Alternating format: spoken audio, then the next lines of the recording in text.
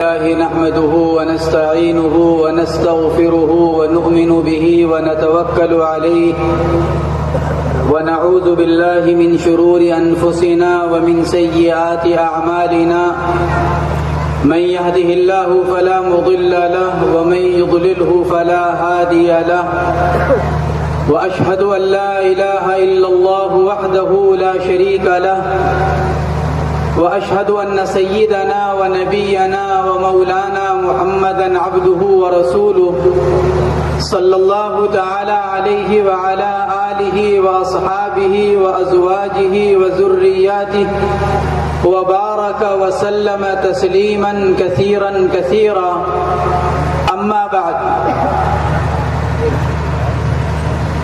میرے عزیزوں، دوستوں، بزرگوں، بھائیوں، ہمارا اور آپ کا یہاں پر جمع ہونا اللہ کے دین کی نسبت پر ہے. اللہ تبارک و تعالی نے ہمارے اور آپ کے درمیان جو نسبت قائم فرمائی وہ دین کی اور ایمان کی نسبت قائم فرمائی. اسی ایک نسبت نے دنیا کے مختلف ممالک کے لوگوں کو ایک ساتھ جوڑ دیا. دنیا والوں نے مختلف چیزیں بنا رکھی ہیں مختلف چیزوں کو جوڑنے کے لیے. گوند بنایا کاغذ کو جوڑنے کے لیے، دوسری چیزیں بنائی دوسری چیزوں کو جوڑنے کے لیے. اللہ تبارک و تعالی نے ایک ایمان والے کو دوسرے کے ساتھ جوڑنے کے لیے دین کی نسبت مرحمت فرمائی. یہ اتنی بڑی نسبت ہے کہ اس نسبت سے بڑھ کر کوئی نسبت نہیں. ایمانی نسبت، دینی نسبت. اگر ہم کو اس ایمانی اور دینی نسبت کا احساس ہو جائے تو اللہ تبارک و تعالی نے جو قرآن پاک میں فرمایا انما المؤمنون اخوہ، تو پھر ہمارے آپس کی ساری لڑائی جھگڑے فتنہ فساد سب کچھ ختم ہو کر ایک دوسرے کی محبت، ایک دوسرے کا پیار، ایک دوسرے کا تعلق، ایک دوسرے کی رعایت، ایک دوسرے کو فائدہ پہنچانا، ایک دوسرے کو نقصان سے بچانا، یہ امت کے اندر شروع ہو جائے. حضرات صحابہ کرام رضوان اللہ تعالی علیہم اجمعین نے اس ایمانی اور دینی نسبت کا سب سے زیادہ خیال کیا. کتنا خیال کیا؟ ایک موقع پر میدان جنگ میں جب کچھ غیر ایمان والے قید ہو کر آئے تو اس وقت ایک صحابی کے حصے میں ایک قیدی آئے.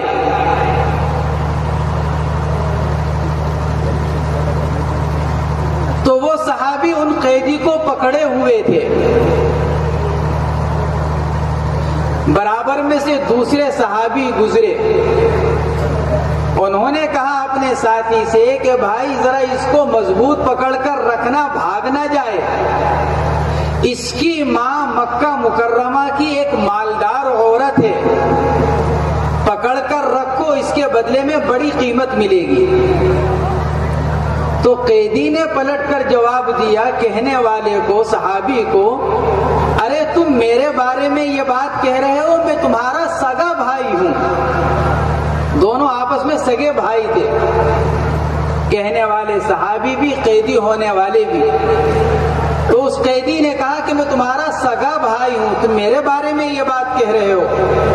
تو صحابی نے کیا جواب دیا کہ وہ جواب دیا جس سے معلوم ہوتا ہے کہ صحابہ کرام کے درمیان جو اصل تعلق تھا وہ ایمان کی بنیاد پر تھا. صحابی نے جواب دیا کہ تم میرے سگے بھائی نہیں ہو، میرا سگا بھائی یہ ہے. دوسرے صحابی کی طرف اشارہ کیا کہ یہ میرے سگے بھائی ہیں اس لیے کہ تم نے کلمہ نہیں پڑھ رکھا ہے، انہوں نے کلمہ پڑھ رکھا ہے. یہ کلمے کی بنیاد پر اب میرے بھائی یہ ہیں، کیونکہ تم نے کلمہ نہیں پڑھا اس لیے تم میرے بھائی نہیں. اللہ نے ہمیں اور آپ کو جو نسبت مرحمت فرمائی ہے وہ ایمان کی نسبت مرحمت فرمائی. میرے عزیزوں، دوستوں، بزرگوں، بھائیوں، اسی ایمانی نسبت کی بنا پر ہم اور آپ یہاں اس وقت جمع ہوئے ہیں. تبارک و تعالی اس ایمانی نسبت کی رعایت کرنے کی، اس کا خیال کرنے کی ہم سب کو توفیق مرحمت فرمائے۔ اس لیے کہ میرے عزیزوں، دوستوں، بزرگوں، بھائیوں، اللہ تبارک و تعالی نے اس دنیا کی جو سب سے قیمتی چیز بنائی ہے وہ ایمان کو بنایا ہے۔ اگر آدمی کے پاس ایمان ہے تو وہ اپنی موت کی بھی تیاری کرے گا، وہ قیامت کا بھی انتظار کرے گا، علامات قیامت کا بھی انتظار کرے گا، اور علامات قیامت کے ظہور سے وہ آدمی اپنی موت کی بھی فکر کرے گا اگر ایمان ہے۔ اور جس آدمی کے پاس ایمان ہی موجود نہ ہو، نہ اس کے نزدیک جنت جہنم کی کوئی حیثیت، نہ اس کے نزدیک قیامت کی کوئی حیثیت، نہ اس کے نزدیک علامات قیامت کی کوئی حیثیت، کیونکہ جب اس کو مرنے کے بعد دوبارہ زندہ ہونے کا یقین نہیں تو اس کو علامات قیامت سے بھی کوئی پھر تعلق نہیں۔ ہمارے اور آپ کے لیے سب سے بڑی چیز ایمان ہے۔ اگر آدمی کے پاس ایمان موجود ہے، وہ ایمان نہیں جس کے دعوے دار ہم اور آپ ہیں۔ ہم بھی دعوے دار ہیں کہ ہم ایمان والے ہیں، لیکن ہمارے ایمان کی کیا حیثیت ہے، ہمارے ایمان کی کیا قیمت ہے، ہمارا ایمان کتنا مضبوط ہے، ہم میں سے ہر ایک خود جانتا ہے کہ ہمارا ایمان کیا۔ اسی لیے اللہ کے نبی علیہ الصلوۃ والسلام نے ایک مرتبہ ارشاد فرمایا تھا، ایک وقت ایسا آئے گا کہ اسلام کا صرف نام رہ جائے گا اور کچھ نہیں۔ لا يبقى من الاسلام الا اسمه، اسلام کا صرف نام رہ جائے گا، اسلام کی حقیقت لوگوں کے اندر سے نکل جائے گی۔ اگر ہم غور کریں تو شاید کہ وہ زمانہ یہی گزر رہا ہے کہ ہمارے اندر سے ایمان کی حقیقت نکل چکی ہے، اور ہمارا ایمان اتنا کمزور ہو چکا ہے کہ ہمارے سامنے بڑی سے بڑی چیزیں سامنے آتی ہیں، لیکن نہ ہمیں اپنی موت کی فکر پیدا ہوتی ہے، نہ ہمیں مرنے کا خیال آتا ہے، نہ ہمارے سامنے قیامت کا کوئی خیال ہوتا ہے۔ کہ کیوں؟ کیونکہ اس سب کا تعلق آدمی کے ایمان سے ہے۔ وہ ایمان جس کو اللہ نے حقیقی ایمان قرار دیا۔ ہمارے پاس ایمان کیسا ہے؟ ہمارے حضرت مولانا انعام الحسن صاحب نور اللہ مرقدہ فرمایا کرتے تھے، ایک ہے ایمان کی صورت، ایک ہے ایمان کی حقیقت۔ فرماتے تھے کہ صورت کے اندر وہ طاقت نہیں ہوتی جو حقیقت کے اندر ہوتی ہے۔ اور پھر مثال کے طور پر فرماتے تھے کہ شیر کتنا بڑا جانور ہے، کتنا طاقتور، کہ اگر شیر حقیقت میں آ جائے تو گاؤں کا گاؤں اور علاقے کا علاقہ خالی ہو جائے۔ کہ کیوں؟ کیونکہ معلوم ہے کہ شیر کتنی طاقتوں والا ہے، شیر کتنی قوت والا ہے، شیر کی حقیقت سامنے ہے۔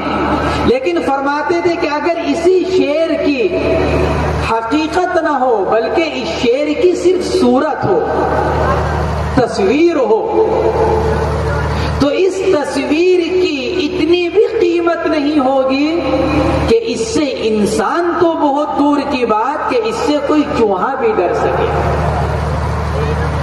فرماتے تھے شیر کی صورت ہو اور چوہا اپنی حقیقت کے ساتھ ہو تو یہ چوہا اس شیر کی تصویر کو کتر کر ختم کر دے گا۔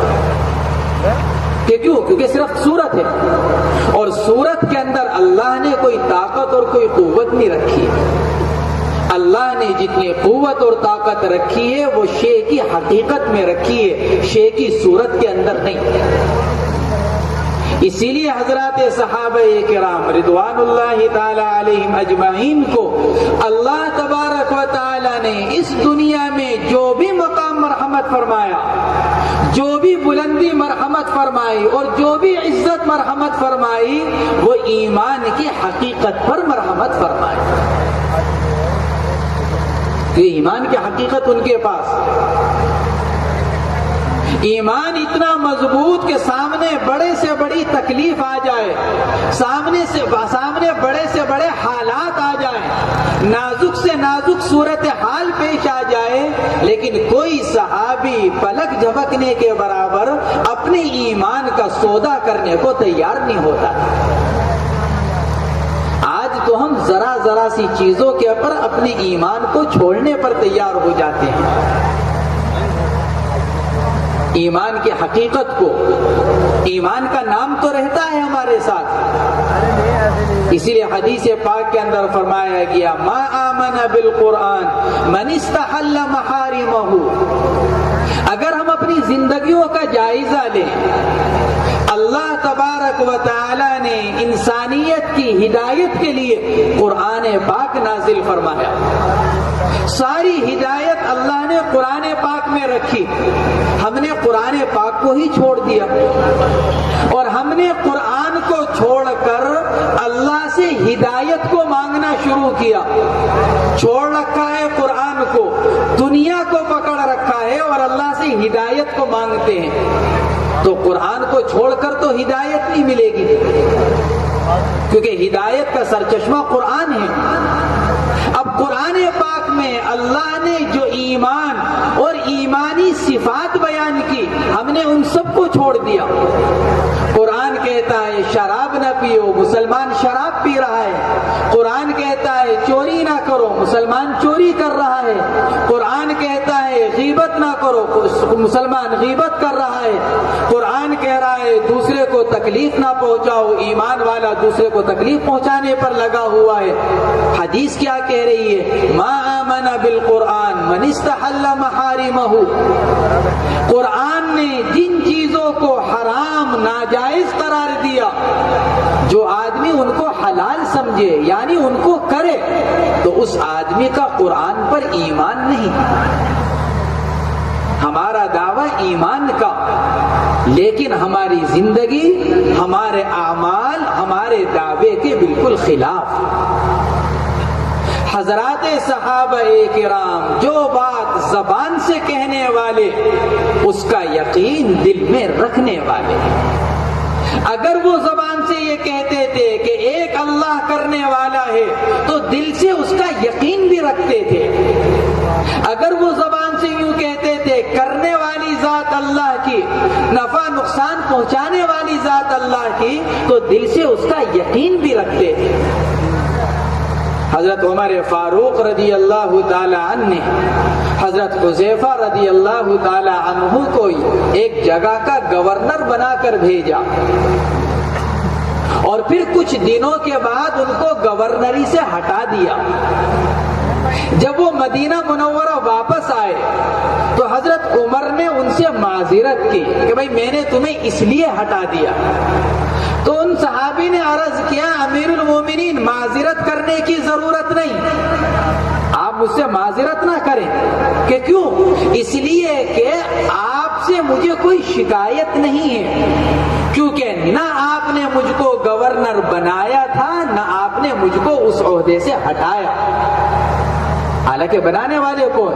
عمر فاروق، اور ہٹانے والے کون؟ کہ عمر فاروق۔ صحابی فرما رہے ہیں کہ حضرت نہ آپ نے مجھ کو بنایا، نہ آپ نے مجھ کو ہٹایا۔ حضرت عمر رضی اللہ تعالی عنہ نے فرمایا کہ اچھا پھر کس نے کیا؟ عرض کیا امیر المومنین مجھے گورنر بنانے والا بھی اللہ تھا، مجھے ہٹانے والا بھی اللہ ہے۔ جب آپ نے کچھ کیا ہی نہیں تو آپ کو معذرت کرنے کی بھی ضرورت نہیں۔ یہ ایمان۔ میرے عزیزوں، دوستوں، بزرگوں، بھائیوں، اللہ تبارک و تعالی ہم سے بھی یہی ایمان چاہتا ہے، صرف زبانی ایمان نہیں، صرف دعوے کا ایمان نہیں، اللہ کو دعوے کا ایمان قبول نہیں۔ قالت الاعراب آمنا قل لم تؤمنوا، ایک قبیلے والوں نے آ کر کہا کہ حضرت ہم ایمان لے آئے، قرآن نے فوراً کہا قل لم تؤمنوا، نبی جی کہیے ابھی تم ایمان والے نہیں بنے، ولکن قولوا اسلمنا، ابھی تو ایک ظاہری طور پر فرما برداری تمہارے اندر آئی ہے۔ وَلَمَّا يَدْخُلِ الْإِيمَانُ فِي قُلُوبِكُمْ، مومن تو تم کب بنو گے؟ جب یہ ایمان تمہارے دل میں اتر جائے گا۔ میرے عزیزوں، دوستوں، بزرگوں، بھائیوں، ہم بے شک ایمان کا دعویٰ کرنے والے ہیں، لیکن ایمان والے کے اوپر تکلیفیں اور مصیبتیں جب آتی ہیں، جب حالات آتے ہیں، تو پھر اللہ تبارک و تعالیٰ کی مدد بھی آتی ہے، کیونکہ حالات لانے والے بھی اللہ، حالات کو دور کرنے والے بھی اللہ۔ آج ایمان والوں پر چاروں طرف سے حالات مسلسل آ رہے ہیں اور اللہ کی مدد ایمان والوں سے ہٹی ہوئی ہے۔ اس کی بنیادی وجہ کیا؟ صحابہ کرام پر حالات آتے تھے، انفرادی طور پر بھی، اجتماعی طور پر بھی، لیکن صحابہ کے اوپر سے حالات تھوڑے عرصے میں ہٹ جایا کرتے تھے۔ آج اگر دنیا کا جائزہ لے، کتنا طویل عرصہ گزر گیا ہے ایمان والوں پر حالات کے آتے ہوئے، اور مستقبل میں ان حالات کے دور ہونے کی کوئی سبیل نظر نہیں آتی۔ کیوں؟ اس لیے کہ حالات کے دور ہونے کا جو بنیادی سبب ہے، اور اللہ نے جو ایک بنیادی حل ارشاد فرمایا ہے، آج ہماری زندگیوں سے وہ سبب نکلا ہوا ہے کہ وہ کیا؟ کہ اللہ کی مدد کے آنے کا واحد ذریعہ اللہ تبارک و تعالی کی اطاعت، اللہ کو ایسا ماننا جیسا کہ اس کو ماننے کا حق ہے، اللہ پر ایسا یقین رکھنا جیسا کہ اس پر یقین کیے جانے کا حق ہے۔ اگر ایمان والے اس پر آ جائیں، اللہ تبارک و تعالی ایمان والوں کے ساتھ اپنی مدد کا وہی معاملہ فرمائیں جو اللہ نے حضرات صحابہ کرام کے ساتھ فرمایا کہ انفرادی حالات ہوں، اجتماعی حالات ہوں، کوئی بھی مسئلہ آئے کہ اللہ سے دعا مانگ رہے ہیں، 2 رکعت نماز پڑھ رہے ہیں، نبی سے دعا کے لیے کہہ رہے ہیں اور حالات دور ہو رہے ہیں، کہ پھر معاشی ہوں، اخلاقی ہوں، گھر کے ہوں، باہر کے ہوں، کہ پھر پلک جھپکنے میں ان کے مسائل حل ہوتے تھے۔ ایک صحابی ہیں حضرت مقداد بن معدی کرب رضی اللہ تعالی عنہ، کہ جب آدمی کے اندر ایمان ہوتا ہے اپنی حقیقت کے ساتھ، تو پھر اللہ اس کے مسائل کو کیسے حل کرتے ہیں۔ حضرت مقداد کے اوپر تنگی کا زمانہ گزر رہا تھا، بڑی تنگی کا، حضرت مقداد رضی اللہ تعالی عنہ پر۔ تو ایک مرتبہ حضرت مقداد رضی اللہ تعالی عنہ گھر سے باہر ایک دیوار کی اوٹ میں بیٹھ کر پیشاب کر رہے تھے، تو پیشاب کرتے کرتے دیکھا کہ ایک چوہا آیا اور اپنے منہ میں ایک دینار اور ایک درہم دبا کر لے کر آیا، اور وہ درہم لا کر حضرت مقداد کے پاس رکھا۔ حالانکہ چوہا تو وہ جانور ہے کہ گھر میں رکھے ہوئے نوٹ کو کتر دے، آدمی کا نقصان کر دے، چیزوں کو ضائع کر دے، خراب کر دے۔ وہ لے کر آ رہا ہے، درہم لے کر آ رہا ہے، پھر گیا دوسرا لے کر آیا، پھر گیا تیسرا لے کر آیا۔ روایت کے اندر آتا ہے کہ چوہا 17 مرتبہ گیا اور 17 درہم لے کر آیا۔ بعض روایتوں کے اندر آتا ہے 18ویں مرتبہ میں چوہا خالی تھیلی لے کر آیا اور حضرت مقداد کے سامنے رکھا، گویا کہ یہ اشارہ کیا کہ درہم ختم ہو گئے۔ حضرت مقداد نے ان سارے درہم کو تھیلی کے اندر بھرا اور اللہ کے نبی علیہ الصلوۃ والسلام کی خدمت میں حاضر ہوئے اور جا کر پورا قصہ بیان کیا کہ حضرت ایسا ہوا۔ اللہ کے نبی علیہ الصلوۃ والسلام نے ارشاد فرمایا، یہ اللہ کی طرف سے رزق ہے جو اللہ نے تم کو مرحمت فرمایا۔ ان کی اہلیہ محترمہ فرماتی ہیں حضرت مقداد کی، ان 17 درہموں میں اللہ نے وہ برکت دی، وہ 17 درہم اس وقت ختم ہوئے جا کر جب ہمارے گھر میں درہموں کی بوریوں کی بوریاں رکھی ہوئی تھی. کہ کیوں؟ کیونکہ اللہ نے اپنی مدد، اللہ نے اپنی برکتیں، اللہ نے اپنی رحمتوں کا تعلق ایمان کے ساتھ رکھا ہے، دنیاوی چیزوں کے ساتھ نہیں رکھا. عزت ملے گی ایمان سے ملے گی، کامیابی ملے گی ایمان سے ملے گی. اللہ کے یہاں قرب حاصل ہوگا آدمی کو ایمان سے حاصل ہوگا. ہم نے اسی کو چھوڑ دیا. ایمان ہی کو چھوڑنے کی وجہ سے آج مسلمان ذلیل ہو رہا ہے اور آج مسلمان پریشان ہے. سیدنا حضرت عمر فاروق رضی اللہ تعالی عنہ کا مشہور قول ہے، فرماتے تھے انا کنا اذل قوم فاعزنا اللہ بالاسلام. ہم دنیا کی سب سے زیادہ ذلیل قوم تھے، سب سے کمتر، سب سے بدتر ہم کو سمجھا جاتا تھا. فَأَعَزَّنَا اللَّهُ بِالْإِسْلَامِ، اللہ نے ہم کو اسلام مرحمت فرمایا، ہم نے اسلام کو اپنایا، ہم نے اسلامی اپنی زندگی بنائی. اللہ نے اس اسلام کی برکت سے ہمیں عزت مرحمت فرمائی. پھر کیا فرمایا؟ فَمَهْمَا نَطْلُبُ الْعِزَّةَ بِغَيْرِ مَا أَعَزَّنَا اللَّهُ أَذَلَّنَا اللَّهُ. جب جب ہم اس اسلام کو چھوڑ کر، جس کے ذریعے سے اللہ نے ہم کو عزت دی ہے، جب جب اس کو چھوڑ کر ہم عزت حاصل کرنا چاہیں گے، اللہ ہم کو عزت نہیں دے گا، بلکہ اللہ ہم کو ذلیل اور رسوا کرے گا. اگر ہم ایمان کو چھوڑ کر، اسلام کو چھوڑ کر اگر ہم عزت طلب کرنا چاہیں گے، عزت حاصل کرنا چاہیں گے، اللہ عزت نہیں دے گا بلکہ اللہ ہمیں ذلیل کرے گا. کیا آج ایسا نہیں لگتا کہ یہی وقت گزر رہا ہے؟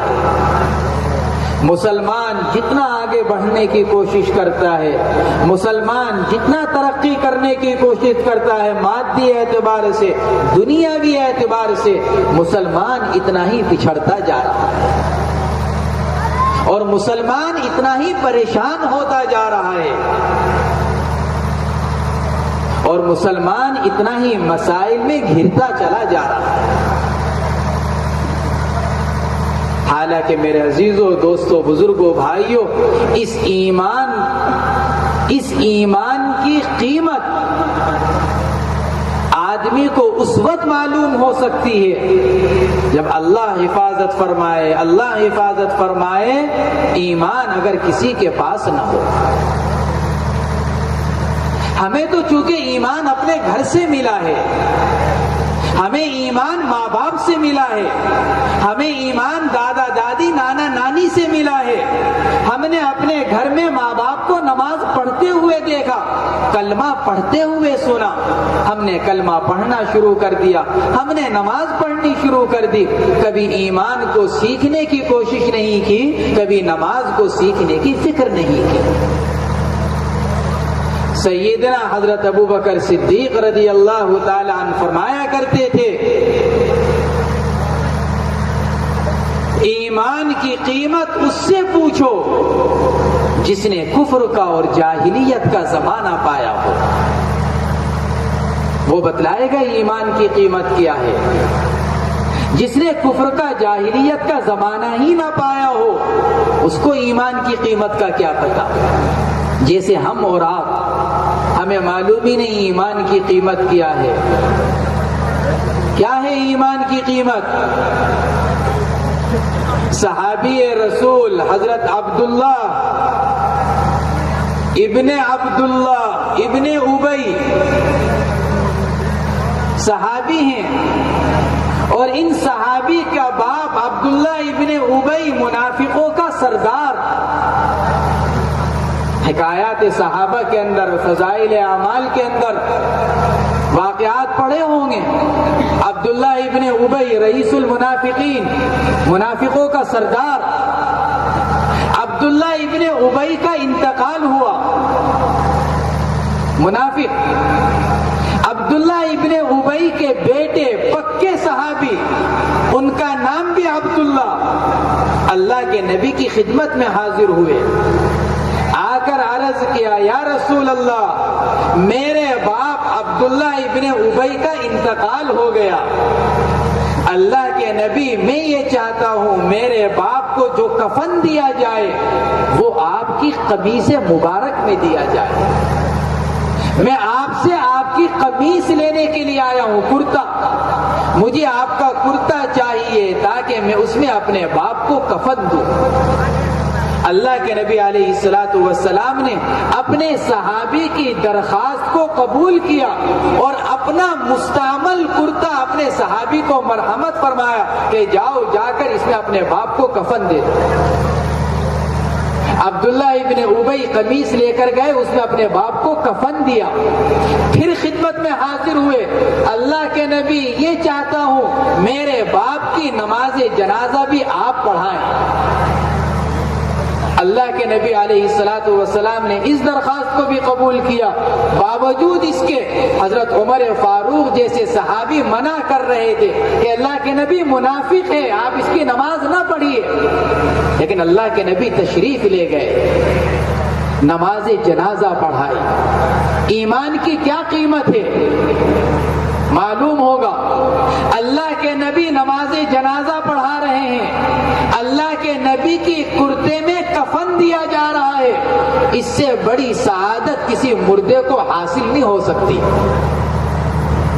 لیکن اس سب کے باوجود اللہ تبارک و تعالی نے قرآن پاک میں کیا فرمایا؟ اللہ کی طرف سے حکم آیا، نبی جی آئندہ ان جیسوں میں سے کسی کی نماز پڑھنے کی اجازت نہیں ہے، یہ لوگ کافر ہیں اور اللہ کی طرف سے کفر کرنے والوں کے لیے معافی نہیں ہے۔ نبی نماز جنازہ پڑھا رہے ہیں، نبی کے کرتے میں کفن دیا جا رہا ہے، اس کے باوجود اس آدمی کو معافی نہیں مل رہی ہے کہ کیوں؟ کیونکہ اس کے پاس ایمان کی نعمت نہیں ہے۔ یہ ایمان کی نعمت اللہ نے ہمیں اور آپ کو مرحمت فرمائی، ہمیں اس کی قیمت کا اندازہ نہیں ہے۔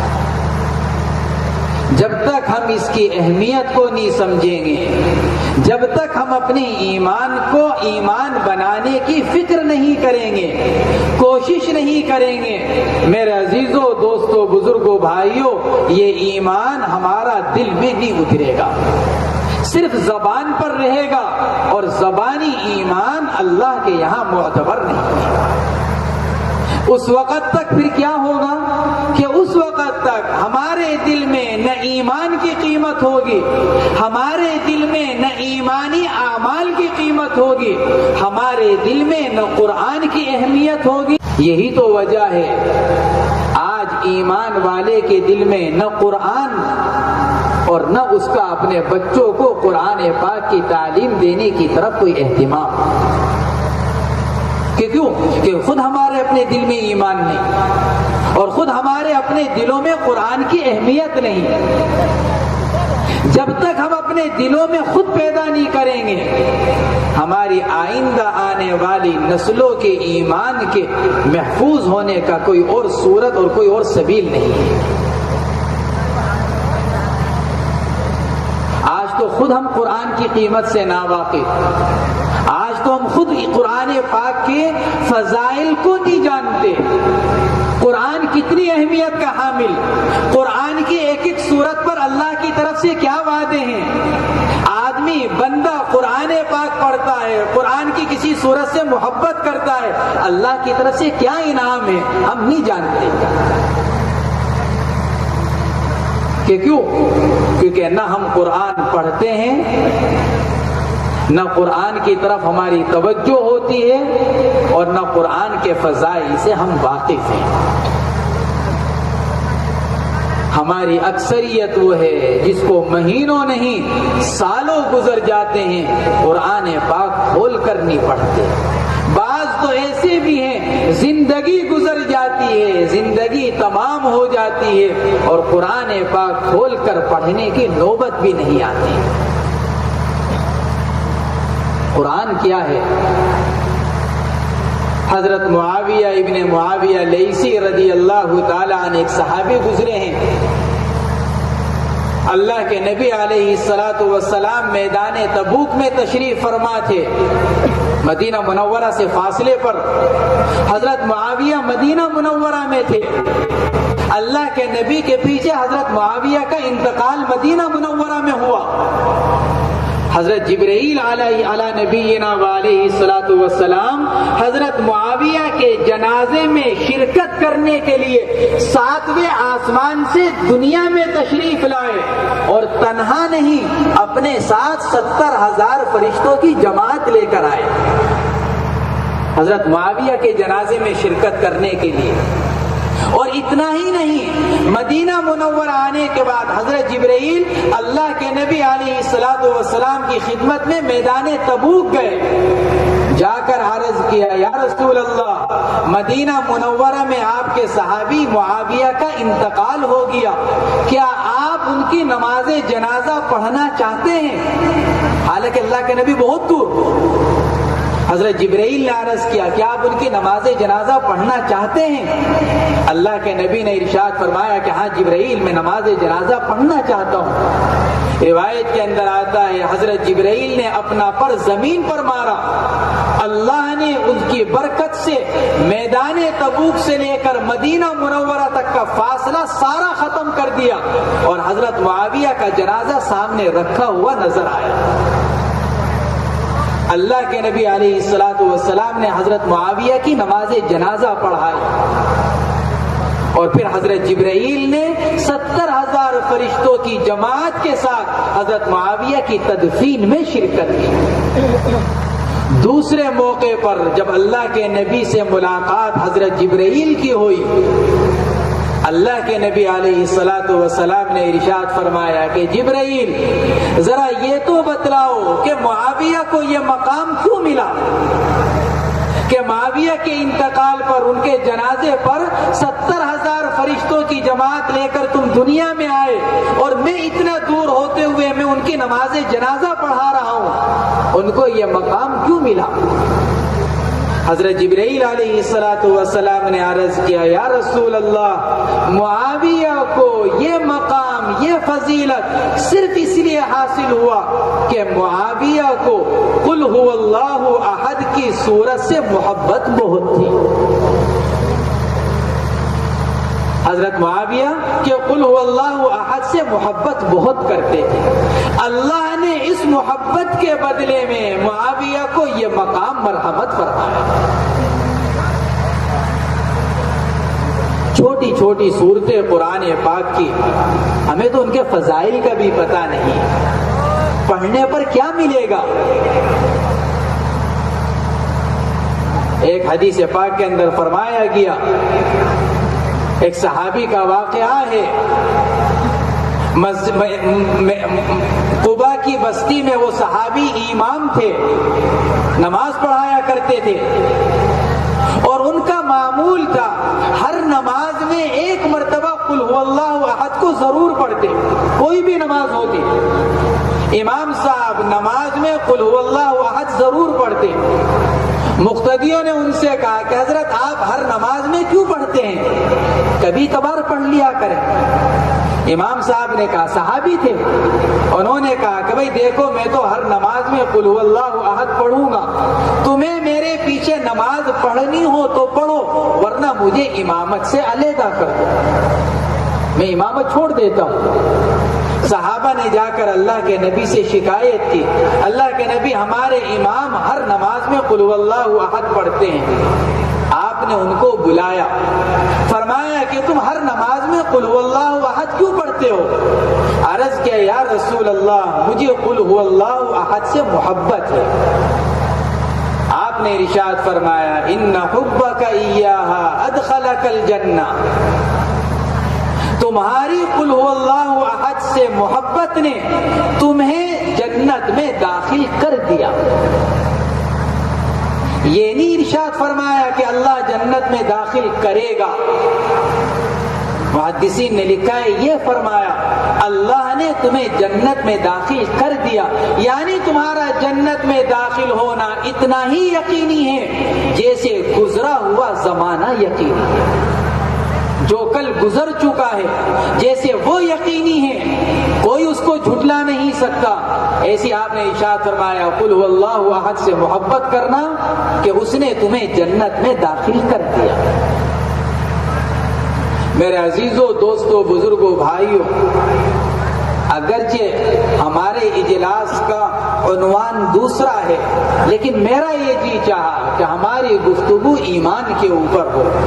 میں نے مفتی صاحب سے مذاکرہ کیا، مفتی تعظیم صاحب سے، میرا یہ جی چاہا کہ میرے عزیزوں، دوستوں، بزرگوں، بھائیوں، یہ قیامت اور علامات قیامت، جن علامات قیامت میں سے ایک دجال کا ذکر، جیسے کہ عنوان کے اندر بھی ہے کہ دجال اور اس کی مکاریاں، میرے عزیزوں، دوستوں، بزرگوں، بھائیوں، اس سب کا تعلق کس سے؟ اس سب کا تعلق انسان کے ایمان سے۔ ایک صحابی نے عرض کیا یا رسول اللہ متی الساعہ، اللہ کے نبی قیامت کب آئے گی؟ آپ نے ان سے اعراض کیا کہ کیوں؟ کہ قیامت کب آئے گی، کیسے آئے گی، اس سے تمہیں کیا تعلق؟ تمہارا اس سے کیا تعلق کہ قیامت کب آئے گی، کیسے آئے گی؟ ہم ہوں گے کہ نہیں ہوں گے؟ آپ نے صحابی کو اس کا جواب نہیں دیا، اعراض فرمایا۔ صحابی نے دوسری مرتبہ عرض کیا یا رسول اللہ متی الساعہ، اللہ کے نبی قیامت کب آئے گی؟ آپ نے پھر ان سے اعراض کیا۔ پھر تیسری مرتبہ انہوں نے کہا یا رسول اللہ متی الساعہ، اللہ کے نبی قیامت کب آئے گی؟ آپ نے فرمایا ما عادت لها، بار بار پوچھ رہے ہو قیامت کب آئے گی، قیامت کب آئے گی، ذرا یہ تو بتلاؤ تم نے قیامت کی اور اپنی موت کی تیاری کیا کر رکھی ہے؟ تم موت کے بارے میں بار بار پوچھ رہے ہو، قیامت کے بارے میں بار بار پوچھ رہے ہو، ذرا یہ تو بتلاؤ کہ اس کی تیاری کیا کی تم نے؟ عرض کیا یا رسول اللہ تیاری تو کچھ نہیں کی، لیکن ہاں اتنا ضرور ہے اللہ اور اللہ کے رسول سے محبت رکھتا ہوں۔ یہ نہیں کہ میں نے بہت نمازیں پڑھ رکھی ہیں، بہت روزے رکھ رکھے ہیں، بہت حج اور عمرہ کر رکھا ہے، بہت تسبیحات پڑھ رکھی ہیں۔ اللہ کے نبی تیاری تو کچھ اور نہیں کر رکھی ہے، لیکن اللہ اور اللہ کے رسول سے محبت رکھتا ہوں۔ آپ نے فرمایا انت مع من احببت، اگر تمہیں اللہ اور اللہ کے رسول سے حقیقی محبت ہے تو پھر تم کل قیامت میں بھی اللہ اور اللہ کے رسول کے ساتھ رہو گے۔ تو میرے عزیزوں، دوستوں، بزرگوں، بھائیوں، ہمارے اس اجلاس کا تعلق جس عنوان سے ہے، اس عنوان کی حقیقت بھی ایمان کی تیاری، ایمان کی فکر، ایمان کو بنانا، ایمان کو مضبوط کرنا۔ کہ کیوں؟ کیونکہ ہمارا ایمان اگر بن گیا تو ہم اس قیامت، آنے والی قیامت کی تیاری اور فکر کرنے والے خود بخود بن جائیں گے۔ نہ ہمیں کسی جلسے کی ضرورت پڑے گی، نہ ہمیں کسی مقرر کی تقریر کی ضرورت پڑے گی، اور نہ ہمیں کسی اور سے کچھ پوچھنے کی اور سننے کی ضرورت پڑے گی۔ کہ کیوں؟ اس لیے کہ ہمارے دل کا ایمان خود ہمیں اس بات پر کھڑا کرے گا کہ میں آنے والی قیامت کے لیے، آنے والی اپنی موت کے لیے خود تیاری کرنے والا بن جاؤں، اور خود اللہ کی نافرمانی سے بچنے والا بن جاؤں، اور اللہ کی اطاعت اور اعمال صالحہ میں اپنا وقت لگانے والا بن جاؤں۔ کیونکہ انسان کو اعمال پر لانے والی بنیادی چیز وہ انسان کا ایمان ہے۔ آج ہماری زندگیوں سے جو اعمال نکلے ہوئے ہیں، ایمان والا اپنے مسائل کو حل کرنے کے لیے دنیا کے سارے اسباب اختیار کرنے کو تیار، خدا نہ خواستہ بیمار ہو جائیں، اچھے سے اچھے ڈاکٹر کے پاس جا کر علاج کرانے کو، بڑھیا سے بڑھیا اسپتال میں جا کر داخل ہونے کو ہم تیار، خدا نہ خواستہ کوئی مقدمہ پھنس جائے بہترین سے بہترین وکیل کرنے کو تیار۔ دنیاوی اعتبار سے ہم اپنی ساری صلاحیتیں اپنے مسائل کے حل کرنے کے لیے جھونکنے کو تیار، اپنی جان، اپنا مال، اپنا وقت لگانے کو تیار۔ لیکن میرے عزیزوں، دوستوں، بزرگوں، بھائیوں، اگر ہمارے دل میں حقیقی ایمان اگر ہوگا، آنے والے مسائل کے حل کے لیے ہم دنیاوی اسباب کی طرف نہیں دیکھیں گے، مسائل کے حل کے لیے ہماری نگاہ اللہ کی طرف جائے گی۔ پھر ان اسباب کو آدمی اسباب ہی کے طور پر اختیار کرے گا، ان اسباب کو خدا نخواستہ اللہ اور ان کو مؤثر سمجھ کر استعمال نہیں کرے گا۔ پھر آدمی کی نگاہ اللہ پر ہوگی کہ کیوں؟ کیونکہ مسائل بھی اللہ کی طرف سے آتے ہیں اور مسائل کا دور کرنے والی ذات بھی اللہ کی ہے۔ یہی وجہ ہے آج مسلمان کے مسائل دور نہیں ہو رہے ہیں، آج مسلمان کی پریشانیاں کم نہیں ہو رہی ہیں۔ اگر ہم میں سے ہر ایک اپنی زندگی کا جائزہ لے، کیا ایسا نہیں ہے گھر کی ایک پریشانی ختم نہیں ہوتی دوسری پریشانی؟ روایت کے اندر آتا ہے سامنے سے شیر آ گیا، جیسا میں نے عرض کیا ہمارا ایمان کیسا؟ اگر شیر آ جائے، بستی کی بستی خالی ہو جائے۔ حضرت سفینہ کے سامنے شیر آیا، اگر ہم ہوتے تو کیا حال ہوتا؟ اور حضرت سفینہ نے کیا کیا؟ کیوں کہ حضرت سفینہ کے دل میں ایمان ہے، جانتے ہیں شیر بھی نقصان اسی وقت دے سکتا ہے جب اللہ چاہے، جب اللہ کا حکم ہو جائے۔ حضرت سفینہ نے کیا کیا؟ روایت کے اندر آتا ہے حضرت سفینہ نے شیر کا کان پکڑا اور کان پکڑ کر یوں فرمایا، دیکھ بھائی، ہم رسول اللہ صلی اللہ علیہ وسلم کے غلام ہیں، ہم راستہ بھٹک گئے ہیں، راستہ بھٹک کر یہاں آئے ہیں، تیری ذمہ داری ہے تو ہمیں صحیح راستہ بتلا۔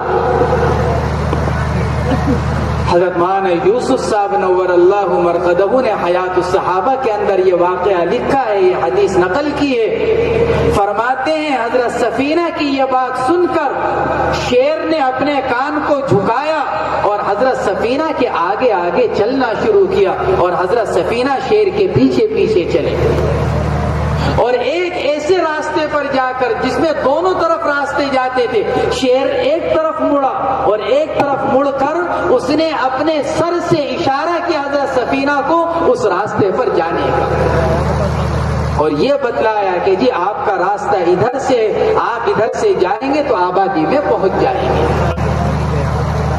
شیر رہبری کر رہا ہے، رہنمائی کر رہا ہے، کس کی؟ صحابی کی، کہ کیوں؟ کیونکہ صحابی کے پاس ایمان ہے۔ میرے عزیزوں، دوستوں، بزرگوں، بھائیوں، بس عرض یہ کرنا ہے ہم اپنے ایمان کو بنانے کی محنت کریں، اپنے ایمان کی فکر کریں، بغیر فکر کے کچھ نہیں ہوتا۔ آدمی اگر فکر مند ہو پھر حفاظت کا خیال کرتا ہے۔ ایک بزرگ فرماتے ہیں اگر کسی آدمی کی جیب میں نوٹ رکھے ہوئے ہوں پیسے اور اس آدمی کی جیب پھٹی ہوئی ہو، وہ آدمی بار بار اپنی جیب کو ہاتھ لگا کر دیکھتا ہے کہ کہیں پھٹی ہوئی جیب سے پیسے نکل تو نہیں گئے۔ فرماتے ہیں کہ وہ آدمی جتنی فکر اپنی پھٹی ہوئی جیب سے پیسوں کے نکلنے کی کرتا ہے، اتنی فکر اگر آدمی اپنے دل کے ایمان کی کر لے تو اس آدمی کا ایمان بھی محفوظ ہو جائے۔ ہمیں تو اتنی بھی فکر نہیں اپنے ایمان کی جتنی فکر وہ آدمی کرتا ہے جس کی جیب پھٹی ہوئی ہو۔ اس لیے اس فکر کے نہ ہونے کی وجہ سے ہمارا ایمان آہستہ آہستہ اتنا کمزور ہو چکا ہے کہ ہم ایمان کے بالکل آخری درجے پر ایسی جگہ پر کھڑے ہوئے ہیں، اللہ حفاظت فرمائے، اللہ حفاظت فرمائے کہ اگر کوئی خطرناک صورتحال پیش آ جائے تو کہیں ایسا نہ ہو کہ ہم خدا نخواستہ ایمان ہی کو نہ چھوڑ دیں۔ اسی لیے حدیث پاک کے اندر فرمایا گیا کہ ایمان دل کے اندر اس طرح پرانا ہوتا چلا جاتا ہے، اگر ایمان کی فکر نہ کی جائے، ایمان دل کے اندر اسی طرح پرانا ہوتا چلا جاتا ہے جیسے انسان کے جسم پر کپڑا۔ اگر آدمی کپڑے کی فکر نہ کرے، اس کے صاف ستھرا رکھنے کا خیال نہ کرے، اس کی حفاظت نہ کرے، تو جس طرح کپڑا آہستہ آہستہ بوسیدہ ہوتے ہوتے ختم ہو جاتا ہے، اسی طرح آدمی کے دل کا ایمان بھی آہستہ آہستہ فکر نہ کرنے کی وجہ سے دل سے رخصت ہو جاتا ہے۔ اللہ تبارک و تعالی ہم سب کو اپنے ایمان کی فکر کرنے کی، ایمان کا خیال کرنے کی توفیق مرحمت فرمائے، ایمان بنانے کی محنت کرنے کی توفیق مرحمت فرمائے، اور ایسا مضبوط ایمان ہم سب کو مرحمت فرمائے کہ ہر حال میں